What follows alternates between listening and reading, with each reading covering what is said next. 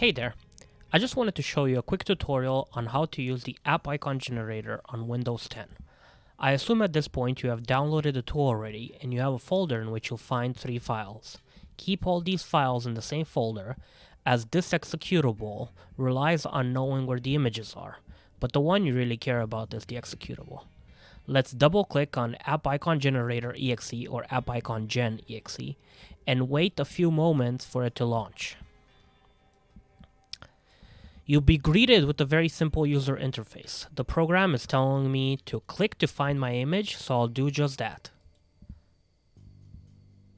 For this demo, I'll use this demo icon image I made for one of my games.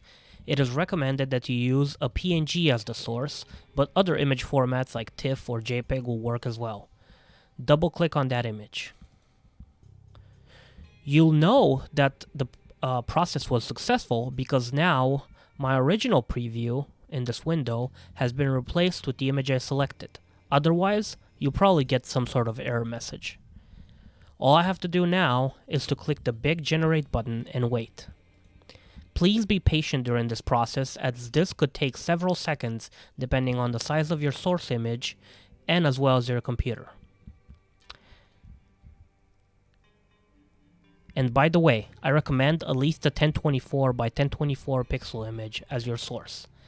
As the process finished, it will automatically open the folder in which you exported everything, just like you saw here, and it will be right next to the source image that you provided.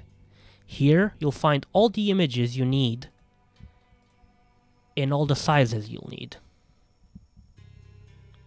And that's it, you're done. If you need any additional help, you can email help@crumvogames.com. Thank you. If you enjoyed the video, don't forget to like and subscribe.